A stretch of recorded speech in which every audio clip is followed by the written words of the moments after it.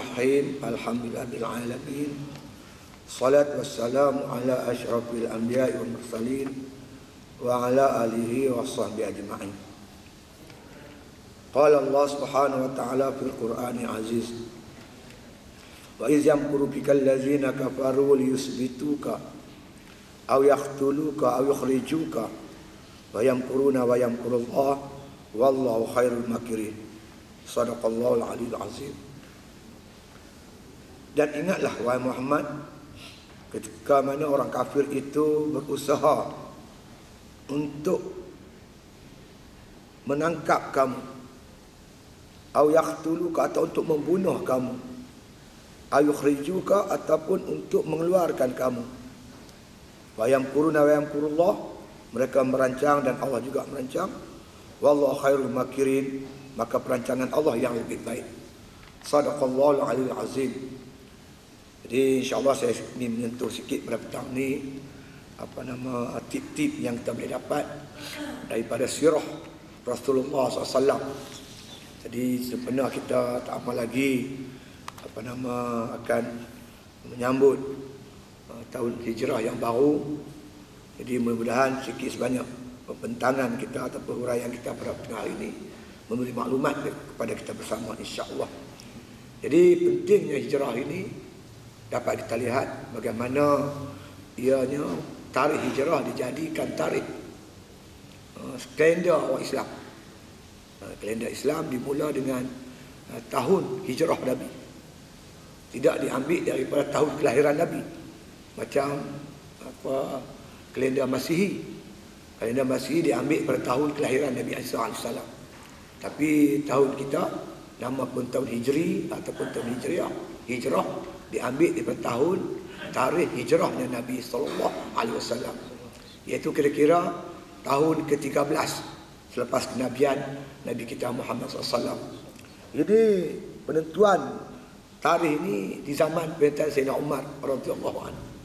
Ketika mana apabila kerajaan Islam menghantar surat kepada raja-raja lain, maka tentang tarikh itu dia tak sama. Kadang-kadang tulis tarikh kelahiran Nabi, kadang-kadang tarikh kerasulan Nabi dan sebagainya. Tapi telah dipinjang dengan teliti oleh para sahabat yang dijemput di Sayyidina Umar, maka akhirnya mengambil satu keputusan, iaitu dijadikan tahun hijrah Nabi sebagai kalender Islam hingga hari ini. Memandangkan bahawasanya penting sejarah hijrah ini. Peristiwa hijrah cukup penting. Di mana sebelum berlaku hijrah, Islam tu dalam keadaan yang tertekan. Dia tak payah nak mengembang kerana tekanan terlampau teruk. Tekanan daripada orang kafir terlampau teruk, terlampau payah. Hingga dalam masa lebih kurang 10 tahun lebih, 13 tahun Nabi berdakwah. Bilangan umat Islam tak begitu ramai kerana orang takut nak menerima Islam. Tetapi tuan-tuan, selepas Nabi berhijrah ke Madinah, kita dapati Islam berkembang dengan begitu pesat sekali. Dalam masa yang singkat, Nabi telah berjaya menegakkan sebuah negara Islam. Dan dalam masa yang singkat, Islam berjaya, makna kata diperluaskan ke negara-negara keliling. Itu tuan-tuan sekalian, kadang-kadang membawa juga kita berfikir, kenapa orang Mekah tak boleh terima Nabi Muhammad?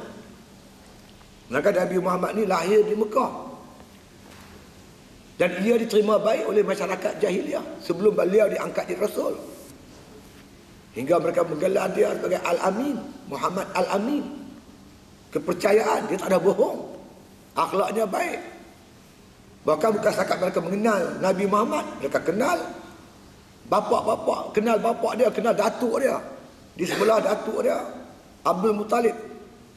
Dan kenal di sebelah maknya, mana Aminah binti Wahab, kenal. Bagi mereka secara peribadi, Muhammad ni orang baik. Tapi setelah Nabi bawa Islam, rata-rata orang Arab tak boleh terima. Dia terima Nabi Muhammad, tak boleh terima Islam yang dibawa oleh Nabi Muhammad SAW. Tapi bila Nabi berhijrah ke Madinah, Islam dapat diterima oleh orang Madinah. Dalam masa yang singkat saja, ramai. Sehingga hampir-hampir tidak ada, mana kata orang Madinah yang tidak beragama Islam, kecuali orang Kristian atau orang Yahudi. Inilah kita patut kaji daripada sirah. Apa hikmat di sebalik peristiwa hijrah ini? Tuan-tuan sekalian, kata para alim ulama, Madinah ni dia dah ada pasarana untuk Islam sebelum Islam sampai. Suasana tu suasana yang boleh menerima Islam. Kerana apa? Kerana berita kelahiran Nabi SAW ni telah tersebar luas di muka bumi Madinatul Munawwarah. Nabi belum lahir lagi, orang Madinah dah tahu akan datang seorang Rasul. Tanda dia begini. Ini dikhabarkan oleh Ahlul Kitab, ulama-ulama di kalangan orang Kristian, Nasara ataupun di kalangan orang Yahudi. Ya Allah sebut dalam Al-Quran, allazina atainahumul kitab ya'rifunahu kama ya'rifuna abna'ahum. Mereka itu kenal Muhammad seperti mana mereka kenal anak-anak mereka sendiri. Kenal sesuatu. Saya cuma dengar ceramah, tapi saya tak tahu petikan ambil pada mana. Ustaz Halim Abbas, beliau seorang pimpinan kanan Arkam satu ketika lalu. Dalam ceramah dia saya dengar, dia kata pernah ketika Nabi mengutus Abu Dihya. Abu Dihya ni dia seorang pemuda. Dia ni cantik orang dia. Jibril AS kalau dia datang menyerupai manusia, betul-betul macam Abu Dihya. Orang sangka ini Abu Dihya, ada ini malaikat. Abu Dihya ni diutuskan oleh Rasulullah pergi ke Rom. Ketika selepas berlaku Bai'atul Ridwan ataupun perjanjian Hudaibiyah, selepas berlaku tu, dalam tempoh tu ada perjanjian nyatakan orang Arab tidak akan bergaduh, tidak akan berperang dengan Nabi Muhammad dalam masa tempoh 10 tahun. 10 tahun makna kata masa rehat lah. Nabi ambil kesempatan ketika itu untuk menghantar surat-surat kepada orang-orang di sekeliling Madinah, termasuk di antaranya utusan pergi ke Rom Timur. Orang yang hantar Abu Dihya. Mengikut ceritanya tuan-tuan, bila Raja Rom ni, Hercules ni atau Herakla ni, dia terima surat Nabi Muhammad. Nabi tulis dia seorang rasul yang diangkat oleh Allah. Akhirnya kita guna dia membenarkan kitab Taurat dan Injil. Dia datang bawa Islam ini. Kemudian tuan, bila baca surat tu, maka ketika itu Raja Rom ni dia bawa Abu Dihya masuk bilik dia. Dalam bilik tu ada 3 gambar. 3 gambar. Kau tunjuk kat aku mana dia yang katakan Nabi kamu tu, yang nama Muhammad. Abu Dihya betul kejut. Macam mana dia orang boleh lukis rupa Nabi Muhammad tepat. Sampai rupa dia tu dia orang boleh gambarkan dalam lukisan tersebut. Inilah yang Allah sebut, allazina atainahumul kitab ya'rifunahu kama ya'rifuna abna'ahum. Orang Kristian ni, Yahudi ni, dia kenal Nabi Muhammad macam dia kenal anak dia sendiri. Sampai dia boleh bayang rupa Nabi Muhammad boleh dilukis. Dengan begitu makna kata cantik, halus lagi. Allah menceritakan tentang peribadi dan akhlak Nabi kita Muhammad sallallahu alaihi wasallam. Fa inna fariqan minhum yaktumunal haq. Mereka ini menyembunyikan kebenaran sedangkan mereka mengetahui. Dia tahu dia sembunyi kebenaran. Walaupun bagaimana tuan-tuan sekalian, kebenaran disembunyikan ini selepas Nabi dibangkitkan oleh Allah Subhanahu wa taala. Tapi sebelum Nabi dibangkitkan, berita tentang kenabian ni mereka dah tahu. Karena tuan-tuan, kita tengok surah As-Saff, Allah menceritakan sebelum kelahiran Nabi ni, makna kata Nabi Musa, Nabi Isa dah ceritakan tentang kelahiran Nabi kita Muhammad sallallahu alaihi wasallam. Seperti mana yang Allah sebut dalam kitab sucinya Al-Quran Al-Karim. Bismillahirrahmanirrahim. Allah sebut dalam Al-Quran, wa iz qala Isa bin Maryam ya bani Israil inni rasulullah ilaikum musaddiqan lima baina yadayya min at-taurah wa mubasysyiran bi rasulin ya'ti min ba'di ismuhu Ahmad. Ingatlah ketika mana Nabi Isa anak Maryam berkata kepada pengikut-pengikutnya, sesungguhnya aku ni Rasulullah yang Allah utus kepada kamu. Aku datang untuk membenarkan apa yang ada di tangan kamu, ini kitab Taurat. Dan aku bawa satu kabar gembira. Akan datang seorang Rasul selepas aku. Rasul itu namanya Ahmad. Lepas itu cerita satu-satu sifat Nabi Muhammad. Jadi berita kelahiran Nabi Muhammad ni, orang yang Allah bagi kitab di kalangan pendeta-pendeta Yahudi, pendeta-pendeta Kristian, cerita habis kepada orang Madinah. Tak lama lagi Rasul baru akan datang. Namanya Muhammad. Dia bawa begini. Cerita begini. Di orang-orang Madinah dah bersedia untuk menyambut kedatangan Rasul baru tu. Tapi dah macam mana tuan-tuan? Rasul yang diutus ini bukan di kalangan Bani Israel. Rasul ni di kalangan Bani Ismail, anak cucu Nabi Ismail, bukan anak cucu Nabi Allah Yaqub. Sedangkan Rasul-Rasul sebelum tu boleh dikatakan rata-rata di kalangan Bani Israel. Nabi Isa Bani Israel, Nabi Isa Musa Bani Israel. Semua Nabi-Nabi kebanyakan Bani Israel, keturunan Nabi Allah Yaqub AS. Sampai kat Nabi Muhammad, dia keturunan Nabi Ibrahim, bukan di kalangan Bani Yaqub, di kalangan anak cucu Nabi Allah Ismail AS. Punca tu ya, sebab keturunan ya, maka mereka menolak kerasulan Nabi kita Muhammad sallallahu alaihi wasallam. Pokoknya tuan-tuan, berita anak Nabi Muhammad, kelahiran Nabi Muhammad dah tersebar luas. Bahkan tuan-tuan, apabila berlaku manakah pertembungan antara Aus dan Khazraj berdepan dengan orang Yahudi, orang Yahudi kata apa? Nabi kami tak mari, tak apalah, Nabi kami mai bawa hantar. Sampai peringkat tu dia orang cakap. Tetapi bila Nabi Muhammad lahir, bawa Islam di kalangan Bani Ismail, Yahudi Kristian tak boleh terima.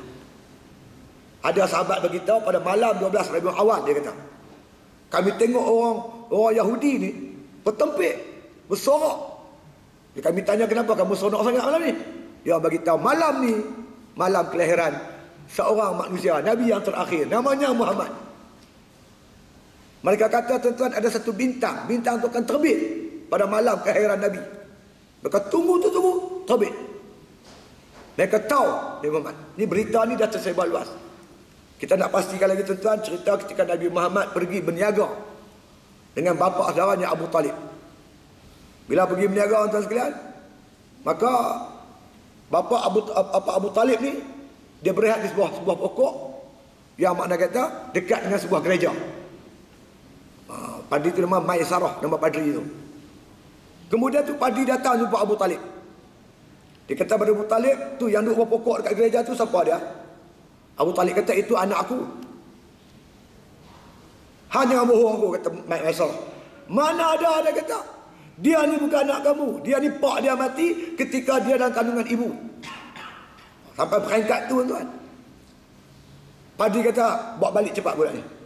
Bawa balik cepat. Dapatkan Yahudi, dia bunuh budak ni. Tergesa-gesalah Abu Talib bawa balik Nabi kita Muhammad SAW, bawa balik ke Madinah. Nak ceritanya tuan-tuan, sampai peringkat tu mereka kenal Nabi Muhammad. Fa inna fariqan minhum yaktumun al-haq wa hum ya'lamun. Tapi mereka ni hasad dengki. Mereka tak boleh terima kerasulan Muhammad semata-mata Nabi Muhammad bukan di kalangan Bani Israel. Jadi tuan-tuan, apa yang saya nak sebut, orang Madinah dah ada satu tuan-tuan persiapan dalam jiwa mereka, kepahaman bahawa tak lama lagi akan datang seorang Rasul namanya Ahmad atau Muhammad. Apabila Nabi Muhammad, tuan-tuan sekalian, mengambil kesempatan di musim-musim haji. Di musim haji tuan-tuan, orang Arab ni dia pergi kerja haji. Nabi ambil kesempatan itu untuk menyampaikan dakwah. Akhirnya tuan-tuan sekalian, pada tahun ke-13 kerasulan Nabi Muhammad, datang lebih kurang 72 orang daripada Madinah. Mereka ni tuan-tuan sekalian memeluk agama Islam dan berjanji mereka sanggup jaga Nabi. Nabi pergi ke Madinah, mereka akan jaga Nabi, pertahankan Nabi. Akhirnya tuan-tuan berlakulah satu perjanjian namanya Bai'atul Aqabah. Tempatnya tuan-tuan, tempat kita melontar. Kita melontar pada hari raya 10 Zulhijjah. Itulah yang namanya tuan-tuan, disitulah makna kata, kita kata Jumratul Aqabah, tempat kita melontar tu. Di Mina. Disitulah berlakunya perjanjian antara Nabi dan para sahabat yang datang pada Madinah, seramai 72 orang. 2 orang perempuan. Seorang tu saya lupa nama dia, satu lagi namanya Nasibah binti Ka'ab. 2 orang perempuan. 70 lagi semua lelaki. Mereka berbaiat untuk tolong Nabi. Bila para sahabat tanya di kalangan orang Madinah, baiat apa ya Rasulullah? Rasulullah kata, wa antang suruni fatamna'uni wa iza qadimtu alaikum. Bahawa engkau tolong aku Kau tolong aku, kau bantu aku, kau jaga aku apabila aku berhijrah kepada kamu kelak. Ma tamna'una wa anfusakum wa azwajakum wa abna'akum walakumul jannah. Seperti mana kamu jaga diri kamu, kamu jaga isteri-isteri kamu, dan kamu menjaga anak-anak kamu. Bagi kamu syurga. Malam tu tuan-tuan, Nabi SAW ditemani oleh Abbas bin Abdul Talib, puak darah dia sendiri. Abbas ni masa tu belum lagi memeluk agama Islam. Kemudian tuan-tuan sekalian, bila dah berbai'ah seorang demi seorang, seorang demi seorang, maka akhirnya Nabi tanya lepas bai'ah, dengan apa kamu berbai'ah dengan aku? Maka sahabat serentak berkata, bidam. Bidam ni dengan darah-darah kami. Kami pertahankan kamu ya Rasulullah. Kemudian tuan-tuan, Allah puji mereka dalam Al-Quran. Mereka yang berbai'ah dengan Nabi ini. Sambil Allah berfirman dalam Al-Quran Karim tentang makna kata mereka-mereka ini, minal mu'minin rijalun sadaqu ma'adullah alaih faminhum man khadah nahbah faminhum man yantazir wa ma badalu tabdila. Di kalangan orang beriman tu kata Allah, ada di antara mereka yang benar janji mereka dengan Allah dan Rasul. Ada sebagian mereka yang gugur syahid, dan ada sebagian lagi mereka yang sedang menunggu untuk syahid. Wa ma badalu tabdila, dan mereka tidak pernah mengubah janji-janji mereka. Kalau kita buka sirah tuan-tuan, kita dapati setiap kali peperangan yang berlaku, kita dapati yang ramai terkorban, yang ramai cedera, orang Madinah. Cukup ramai. Tuan-tuan bacalah sirah perang mana kali pun. Mereka bukan setakat berbai'ah, mereka tunaikan bai'ah mereka itu. Cerita Nasibah binti Ka'ab, dia yang terlibat dalam bai'atul Aqabah ini. Dia cerita, dia kata, aku pergi ke medan Uhud, perang Uhud. Dia bawa ubat-ubatan, dia bawa air untuk memberi tentera-tentera Islam ni minum, atau makan dan minum, atau ubat-ubatan cedera. Tiba-tiba bila dia sampai ke medan Uhud, dia tengok tentera-tentera Islam dah bercempera, dipukul oleh tentera-tentera kafir. Bukit Jabal Rumi tu, bukit kecil tempat strategi tentera Islam yang Nabi tempatkan pasukan pemanah, mereka turun pada bukit. Mereka sangka tuan-tuan sekalian, kerana mereka turun tu kerana nak mengutip ghanimah yang ditinggal oleh orang-orang Arab Quraisy Mekah yang lari meninggalkan medan. Ramai turun, rupanya ni strategi yang dibuat oleh Khalid bin Walid. Masa tu dia belum Islam lagi. Lepas pintai masuk atas, kuasai bukit strategi, akhirnya mereka panah tentera Islam. Tentera Islam jadi berceramuk. Nasibah mereka tak tengok Rasulullah seorang diri, duduk di sebalik seketul batu. Maka dia dengan tangkas dan segera mengambil tuan-tuan sekalian sebilah pedang dan juga sebilah perisai, mengiringi jasad Nabi sallallahu alaihi wasallam. Sehingga Nabi kata ketika yang amat kritikal itu, panah datang macam hujan, aku lihat Nasibah binti Ka'ab dengan tangkas mempertahankan jiwa raga aku. Ni yang Allah puji, mereka itu berbai'ah. Jadi tuan-tuan yang sekalian, sebab itu saya masa saya pergi Mekah tu, bila balik pada melontar, saya panggil para haji semua, biar kumpul, kita sembang sikit, ambil iktibar. Tu tempat kita balik betul, yang kita lontar jumrah sebentar tadi. Itulah di tempat Nabi berbai'ah dengan para sahabat 1400 tahun yang dulu. Mereka bukan sangat berbai'ah, mereka tunaikan bai'ah mereka. Pertahan Nabi, beratus-ratus kali perang mereka hadir, berpuluh-puluh kali perang yang mereka sertai. Kita yang pijak bumi Mina, tempat berlakunya bai'atul Aqabah itu, takkan tak ada sikit tersedik hati kita, terlintas hati kita untuk berbai'ah dengan Allah dan Rasul seperti mana bai'ah yang pernah dibuat oleh para sahabat zaman dulu. Saya cerita macam itulah pada para haji. Jadi topik kita ni kita nak tahu kenapa orang Madinah boleh terima Islam, kenapa orang Mekah tak boleh terima Islam. Kerana tuan-tuan, sebelum datang Rasul ke Madinah lagi, orang Madinah dah tahu dah tentang Islam dan tentang Nabi Muhammad. Macam mana mereka tahu? Dia khabar oleh ahlul kitab, ulama-ulama yang ada sana.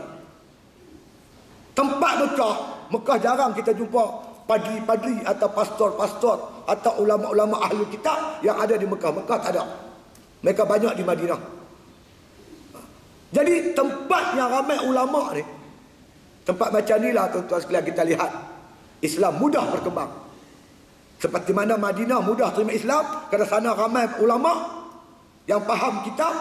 Begitulah zaman sekarang pun, tempat yang banyak ulama-ulama, pondok-pondok pengajian Islam, insya-Allah boleh diterima dengan baik. Mekah tak ada ulama, yang ada huru-hara semua ada. Bunuh anak, sembah berhala, minum tuak. Tempat yang banyak ulama, Islam mudah diterima. Saya ingat lagi tuan-tuan bila sekitar tahun awal 80-an. Kita ceramah pasal hudud. Kita pergi pondok apa semua, insya-Allah ini hudud kita dah tahu dah dah. Tok guru duk baca kitab hari. Ulama tu bagi tahu hudud. Baca saja kitab bab jinayat, jumpa. Tempat-tempat yang ada tok guru, dia buat terkejut. Apa dia? Hud-hud. Kita kata hudud, dia kata hud-hud. Dia ingat burung hud pula. Baik tuan-tuan, perkembangan Islam ni sebenarnya berkembang begitu pesat bila adanya tempat itu di kalangan para ulama. Sebab itulah Nabi pesan kepada kita, suruh ikut ulama.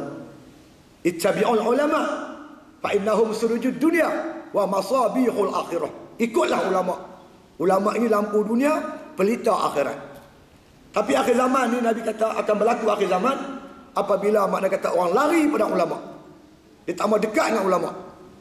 Bukan sama dekat, ada di antara mereka yang serang ulama. Maka Nabi datangkan ancaman. Sayati zamanun ala ummati yafirruna minal ulama wal fuqaha. Kelak akan datang satu zaman nanti di kalangan umatku, mereka-mereka yang lari pada ulama, lari pada fuqaha. Fuqaha ni orang yang alim bidang al-mufiqah. Orang lari pada ulama, tak mendekat ulama. Fayabtalimullah ta'ala bisalasi baliyat. Maka Allah datang bala kepada mereka itu, umat Muhammad ni 3 bala. Ulaha yang pertama, apa bala itu? Yarfa'u barakatin fi kasbihim. Allah tarik, Allah angkat keberkatan pada usaha rezeki mereka itu. Kerja buat mereka tak ada berkat. Duit banyak, gaji banyak, tapi tak boleh buat kebajikan. Ada bisnes besar-besar sampai lupa pintu masjid. Sebab tu orang kata tuan-tuan, perjalanan yang paling sukar ke masjid. Perjalanan yang paling payah ke masjid. Payah nak pergi masjid. Cukup susah. Walaupun rumah ada tepi masjid, payah nak pergi. Ada seorang ada panjat gunung Everest. Dia boleh panjat gunung Gunung Kinabalu. Yang terbaru ni saya dengar dalam radio tuan-tuan. Saya buka radio berita, satu kumpulan pergi memanjat gunung utara Vietnam. Gunung yang tertinggi di Asia, di utara Asia Tenggara. Gunung apa Vietnam tak tahulah. Dia boleh panjat gunung Everest. Masjid tak boleh tuan. Nak masuk tak boleh. Pasal apa kita pun tak tahu. Dia tak nampak jalan pergi masjid. Yang setengah tu boleh terbang London, New York, Frankfurt, apalagi dia pergi Paris. Dia lalu atas bumbung Baitullah. Dia tak singgah tuan-tuan buat umrah ke buat haji, tak boleh tinggal. Berat sungguh, pasal apa kita pun tak tahu. Jadi tuan-tuan yang dirahmati Allah Subhanahu wa taala sekalian, memberi makna pada kita. Apabila kita jauhi ulama, Allah angkat keberkatan dalam rezeki kita. Gaji besar tak cukup. Nak cari rasuah lagi tak. Macam-macam nak. Jadi tuan-tuan sekalian, yang kedua disebut oleh Nabi